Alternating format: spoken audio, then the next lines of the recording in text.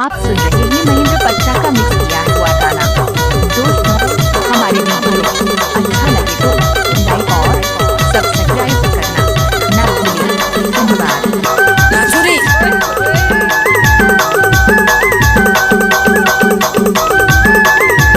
DJ Mahendra Kumar पच्चा। झमाझम के मोर दीवानी करमाना चाहूँ झमाझम के मोर दीवानी करमाना चाहूँ झमाझम के वो झमाझम के ना झमाझम के वो झमाझम के ना झमाझम के वो झमाझम के ना झमाझम के मोर राजा करमाना जते झमाझम के मोर जोड़ी करमाना जते झमाझम के।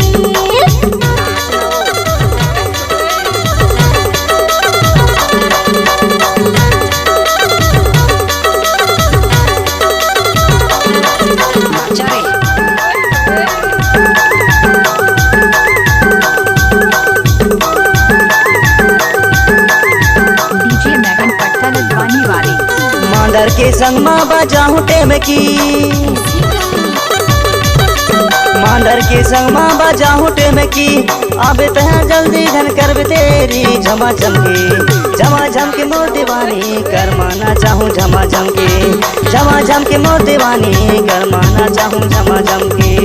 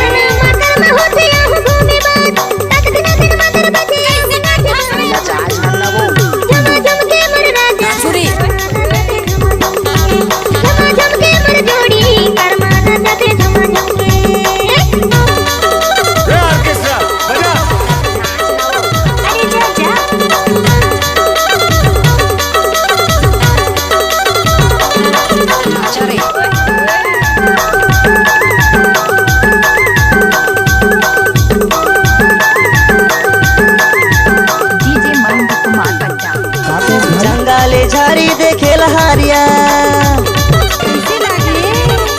जंगले झाड़ी देखे लहारिया तोर कारण भराने बादे हो नारियार झमाझम के मोर दीवानी करमाना चाहूँ झमाझम के मोर दीवानी करमाना चाहूँ झमाझम के वो झमाझम के ना झमाझम के झमाझम के ना झमाझम के वो झमाझम के ना झमाझम के मोर राजा करमाना जते झमाझम के मोर भैया करमाना जते झमाझम के मोर दीवानी करमाना